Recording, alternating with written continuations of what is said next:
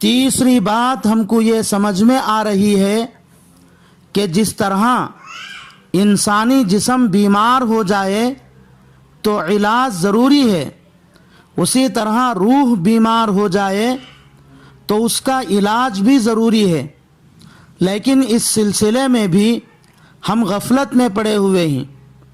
ہم کو جسمانی بیماری خواہ سر کا درد ہی ہو جائے تو ہم فکر مند ہو جاتے ہیں، فوراً اس کے علاج کی کوشش کرتے ہیں، دوائی استعمال کرتے ہیں، اور جتنی بڑی بیماری ہو اس کے علاج کا اتنا ہی اہتمام کرتے ہیں، اور ہماری روح حسد، بغض، عناد، ریا، جھوٹ، غیبت، بدنگاہی، خود پسندی اور تکبر جیسی خطرناک بیماریوں میں مبتلا ہے، لیکن ہم کو ان کے علاج کی طرف کوئی توجہ نہیں۔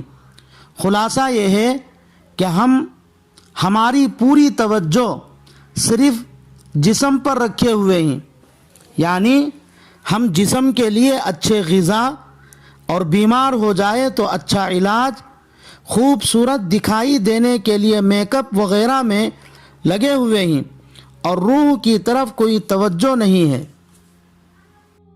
حالانکہ جسم کے مقابلے میں روح کو طاقتور بنانے کے لیے اچھی غذا دینے، بیمار ہو جائے تو اچھا علاج کرانے اور خوبصورت بنانے کی ضرورت ہے، کیونکہ روح ہی اصل ہے۔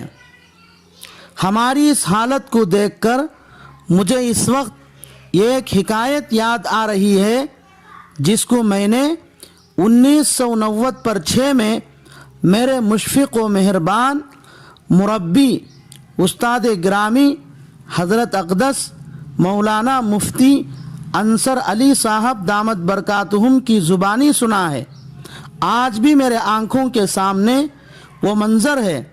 مادر علمی مفتاح العلوم میلوی شارم سے استاد محترم کی سرپرستی میں جمعرات کے دن طلباء کی جماعت والجہ کی جامعہ مسجد میں گئی ہوئی تھی۔ جمعہ کے دن واپسی کے موقع پر اشراق سے پہلے حضرت والا نے ہم طلباء کو نصیحت فرماتے ہوئے ایک حکایت سنائی۔ اس مجلس میں شریک طلباء میں مجھے 2 نام اچھی طرح یاد ہیں۔ حضرت مولانا محمد اسماعیل ذبیح اللہ صاحب دامت برکاتہم، استاد کاشف الہدیٰ چنئی۔ دوسرے حضرت اقدس مولانا مفتی اسعد صاحب ونگول، خلیفہ مجاز حضرت مولانا ابراہیم صاحب دامت برکاتہم افریقی۔ حضرت نے حکایت سناتے ہوئے کہا، کسی کے یہاں ایک شخص گھوڑے پر سوار ہو کر مہمان بن کر آیا۔ صاحب مکان جب گھوڑے پر سوار اپنے گھر مہمان آتے دیکھا تو بہت خوش ہوا، آگے بڑھ کر اس کا استقبال کیا اور مہمان کو تو گھر میں بٹھا دیا اور گھوڑے کو خوب نہلایا۔ اس کی پسندیدہ غذاؤں کا انتظام کرنے اور اس کو آرام پہنچانے میں ایسا لگ گیا کہ اس کو مہمان کا خیال تک نہیں آیا۔ ایسے شخص کو کیا کہیں گے، عقل مند یا بے وقوف؟ ایسے شخص کو تو ہر آدمی بے وقوف کہے گا، کیونکہ اس کو تو مہمان کا خیال رکھنا چاہیے، مہمان کی خدمت کرنا چاہیے، مہمان کی مزاج پرسی کرنا اور اس کے کھانے پینے کا نظم کرنا تھا، لیکن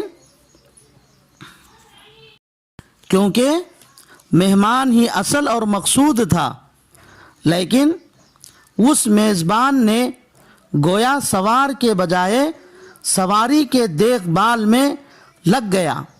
حالانکہ سوار اصل ہے، سواری تو محض وسیلہ ہے مہمان ہمارے گھر پہنچنے کا۔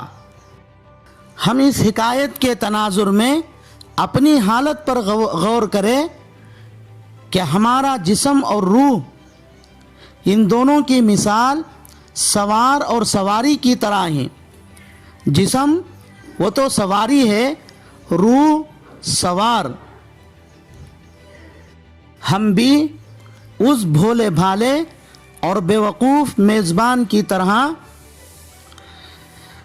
سوار روح کے بجائے سواری جسم کے دیکھ بھال میں ایسا لگ گئے کہ سوار جو کہ روح ہے، اصل ہے، اس کو بھلا بیٹھے ہیں۔ تو ذرا سوچئے کہ مجھے اور آپ کو کیا کہیں گے؟ یقیناً اس بھولے بھالے میزبان کی طرح ہم کو بھی بے وقوف کہیں گے۔